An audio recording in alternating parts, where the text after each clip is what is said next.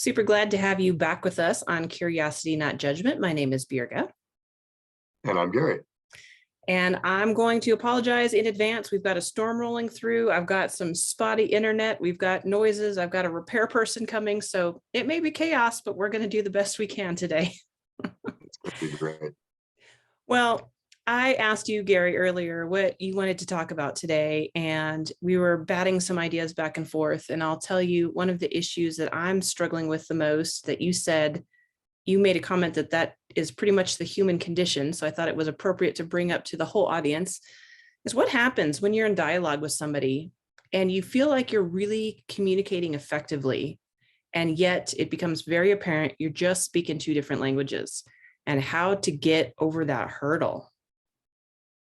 Yeah. And in doing so, how do you build trust and a relationship and an ongoing long-term effective communication path? And when I made the comment, this sounds like the human condition, we all think that everybody thinks like us. Mm-hmm.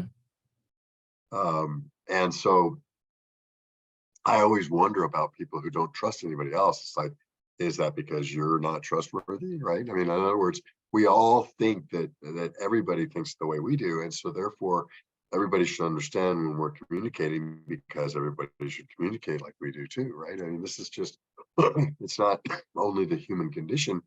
It's impossible for our mind to think otherwise. Yeah. We don't know what we don't know, and we don't know what the other person knows by definition. Sure. So part of the fun in communication is learning things that we don't know from somebody else who has a different perspective, right? Mm-hmm.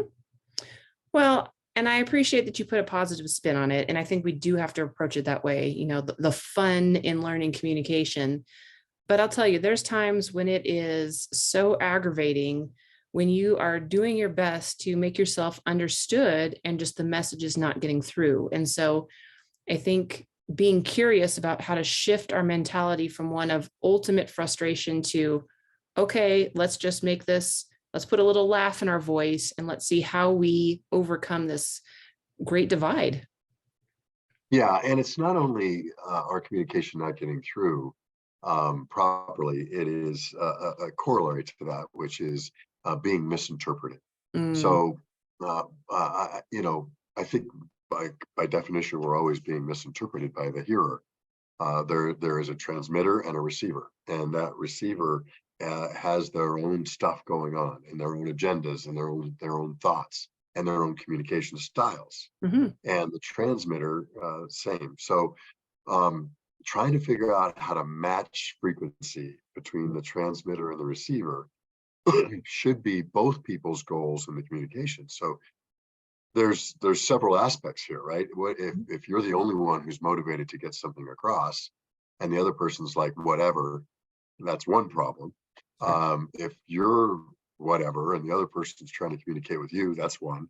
Mm-hmm. If neither one of you wants to communicate with each other, go sit with your brother, go sit with your brother and make a peace, right?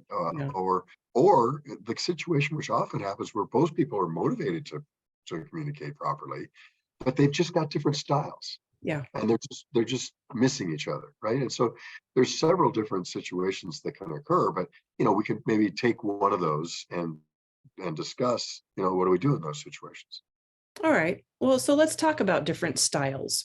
So maybe you've got one person that's a storyteller, an orator. They like to explain everything in tremendous detail. And you've got another person who just needs the facts or just needs the facts.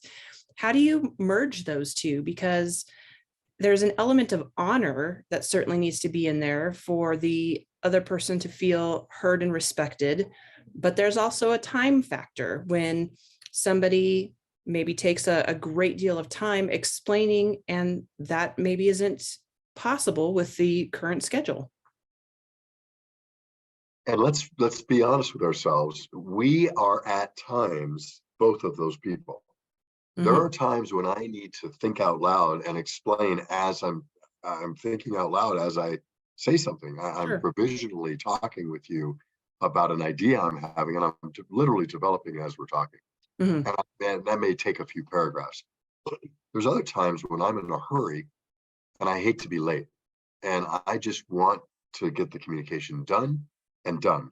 And sometimes that makes the other person not feel listened to. And so I think even our own selves can relate that sometimes we are, I mean, we all have tendencies toward one way or the other. Sure. But in general, we all have situations where we want to be brief and abrupt, and there's other times where we want to just let's figure it out.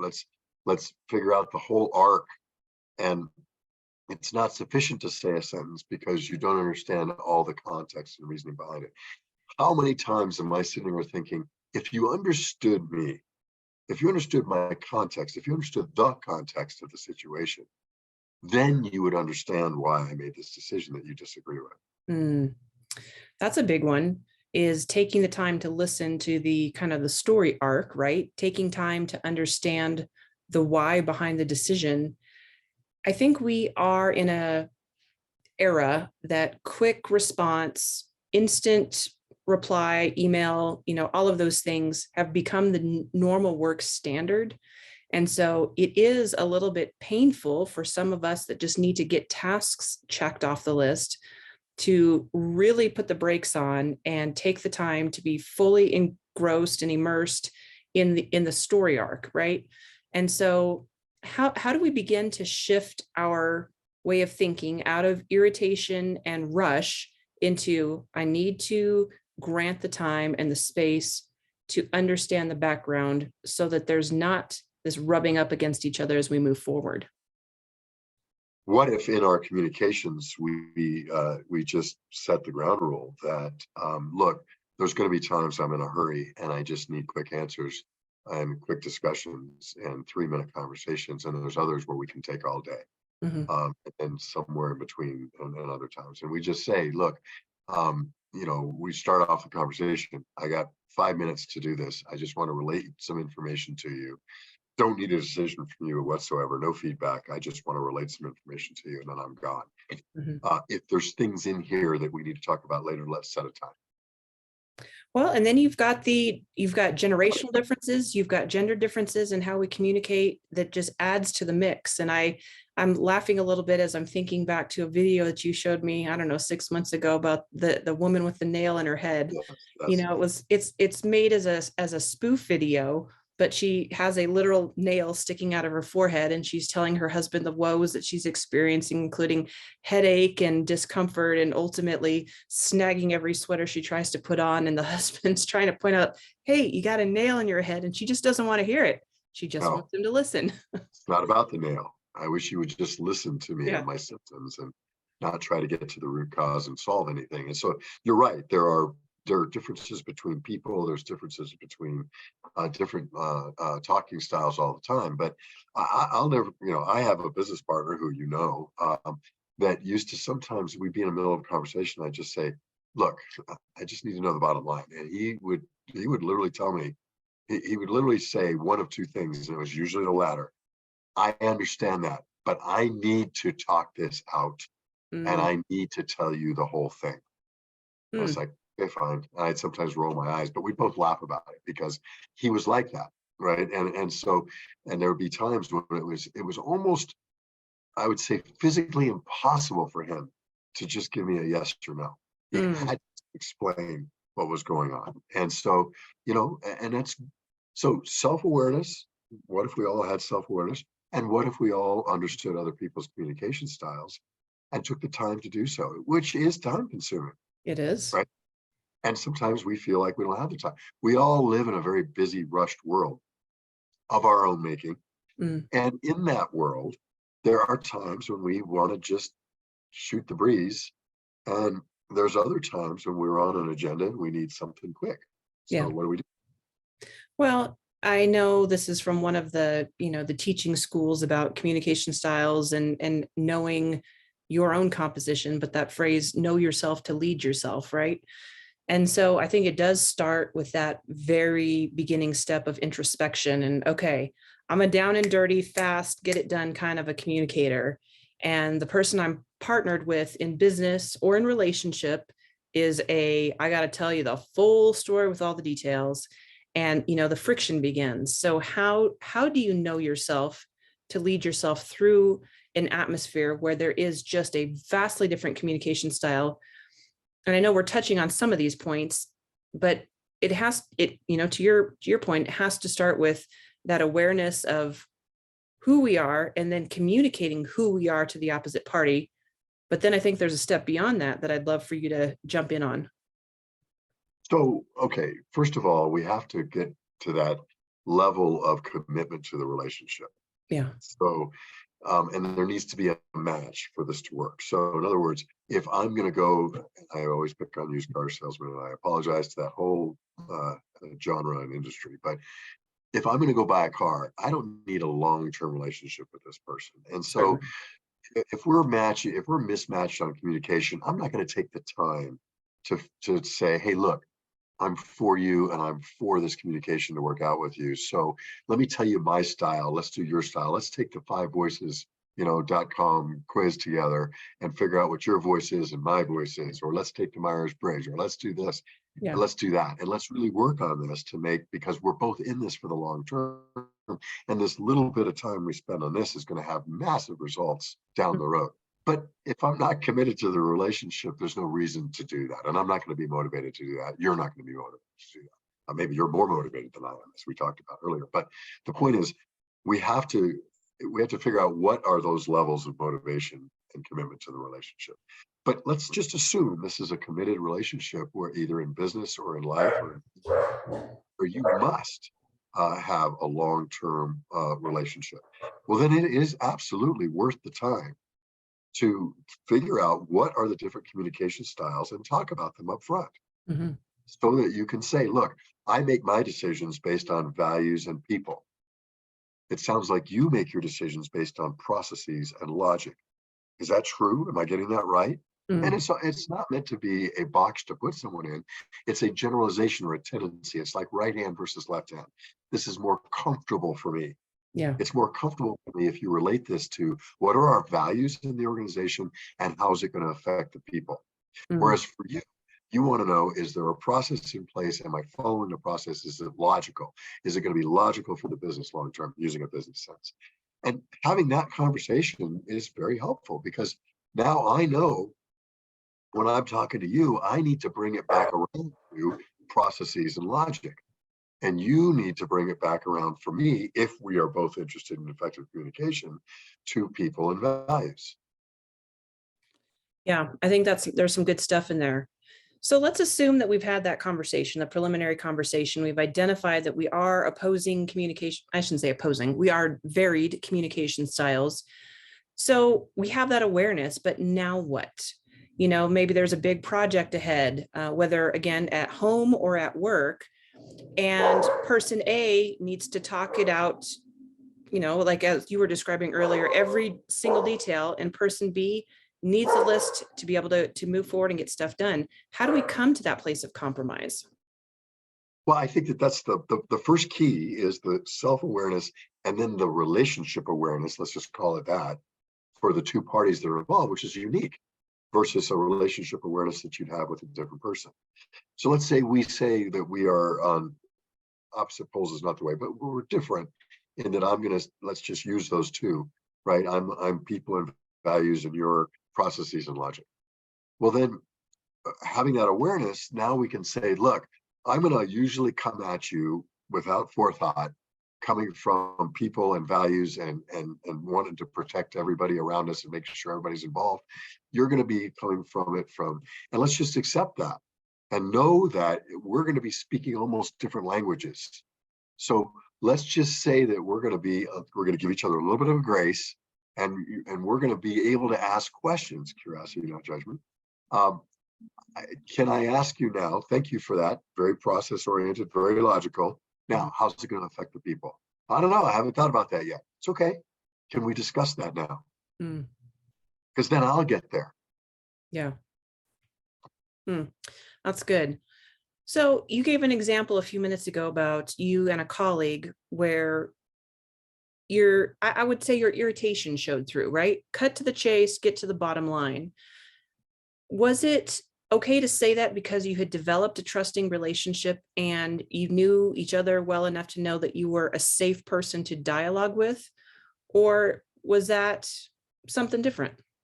In that case, yes, but there are other people who, no matter how long you've been around each other, and I think of long-term relationships where people that will be irritating every time you say it. Mm, It's yeah. like, no, you know me, I'm gonna talk until I'm done, and you're gonna sit and listen. Mm, Okay, fine. Okay, then now we know that. So now what can I do? Right? What is my, I guess the curious question is, what is my part? mm, I can't control the other person. I can't dictate to them how to act. I yeah. can communicate with them and say, look, here's my style. And if you want me to get there faster, you would relate to this, this, and this.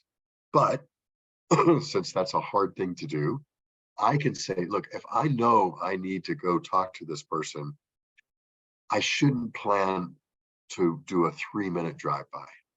Yeah. I should plan for a half an hour. Yeah. And Indeed. I should sit down. I should not act rushed, because I tell you what, subconsciously or even overtly, consciously, some people who need to talk it out, if they see you fidgeting and wanting to go, are going to take longer because they think you're not listening to them. They need to make their point even more.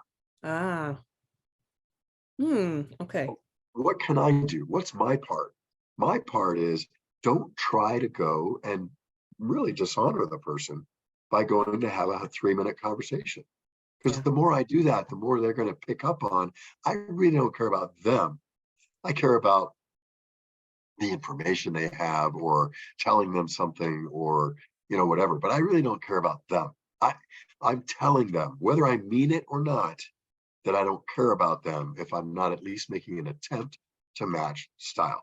When I used to go overseas and give presentations, still to this day, I try to do at least the first few phrases in the other language. If I'm going to go to France, I am going to learn a few phrases so that I can at least make an attempt. Because I tell you what, it's much easier for them to say, you know what, my English is better than your French, let's go there, than it is for them to be looking at the arrogant American who's just going to yell English louder at them Mm, until they understand, right? It's yeah. the same thing to do with communication styles as it is language. If you see me making an attempt, aren't you much more motivated to make an attempt back? Yes.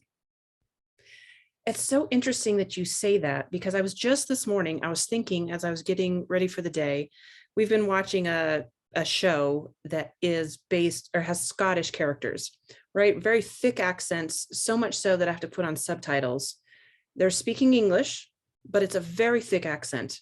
And I found myself thinking, I was like, I wonder if I were to go to Scotland and have a conversation with someone at a pub or, a restaurant or whatever, would they have as much difficulty understanding me as I have understanding them? Because back to your opening statement, we think we're communicating clearly because all we know is what's in our own inner ear, right? And so that's a very curious thing that you just shared. Even if it's the same language, dialect may make all the difference in the world. And then specifically, if it's literally a different language, making the attempt to cross that barrier and find that space of compromise for adequate communication. Aye, lassie, a wee bit of effort on your part. So this is the point. I was in that situation when I went over to start up a plant for Intel in Dublin, Ireland. We were attracting people, trying to hire people from what was called Silicon Glen, which was the Silicon Valley in Scotland. And there were people I was interviewing, and I sometimes would bring literally an interpreter Mm, that could help us in the situation. And I would just listen. I would listen as intently as I could, and then afterwards say, "I think I heard this. Is that right? Right?" And because I didn't want to interrupt their flow and tell them, "Could you slow down and say this again?" I'd bring somebody who was more attuned to the accent, and then we would discuss afterwards if I had any questions. But there was absolutely times when I couldn't understand them, and I absolutely guarantee you, it's vice versa. mm. That my accent, my wife, who's from Brazil, says to me all the time, I don't have the accent that you do, right? Yeah, That's right. I mean, it's all in the eye of the beholder. yeah, It's the observer that makes the difference. It's not, the world is not as it is, it's how we see it. Yeah. Well, let's land the plane with some curious questions around communication. So you really honed in on the first part of us really needing to identify our own communication style and being able to articulate that. But what are some other curious questions that we can ask of ourselves and our colleagues or family members? We talked about kind of a checklist if you're looking at a headline, can I do anything about this? Should I worry about it? Should I let myself become anxious? I think it's the same thing. Are you getting frustrated with the communication where you don't need to be committed long term to the communication Mhm. process, right? So, there's a difference between if you're trying to get help from your health plan versus a situation where you're with a colleague and a coworker that it looks like you're going to be together for at least the next 6 months to a year or more, right? Yeah. And so I think the first question is, how committed do I need to be to fixing the perceived communication problems that I have? Mhm. The second question is, I think, a really good one, which is, how do you think we're communicating? Mm. Ask the other person. What if the other person thinks the communication is great Interesting. Okay. That's a and you don't? simple question. Yeah. Simple question. Then you can say, hey, and this gets to be almost to the sarcasm. So you gotta be careful with this. And you got to know the other person that you're talking to a little bit before you start asking some of these questions. But again, if you're committed to a long-term relationship with this person, it's fair to say, are you committed to learning how to communicate better? Mm. Because I am. Yeah. I'm for you. I'm for this relationship. And this relationship almost is like another entity to me. It's got its own personality. And I would like to build the trust in that relationship. And with that, the ease of communication so that we can be more effective together. Yeah. And That's it's good. and it's less problematic, it's less strain, less anxiety, less anxiousness, less not so hard. Let's stop flapping so hard and ride the thermals, right? Let's figure out how to build a situation where we understand each other easier, Yeah. so that it's easier. Are you interested in that? Mhm. That's really good. Simple, but really powerful questions. Well, Gary, thank you. We'll point people over to the website, of course, to drop a comment if they would like to get in touch with us, curiositynotjudgment.com. And of course, you're welcome to put comments on Facebook or any of the channels that you view or listen to this program in. And as always, we appreciate your time. Take care.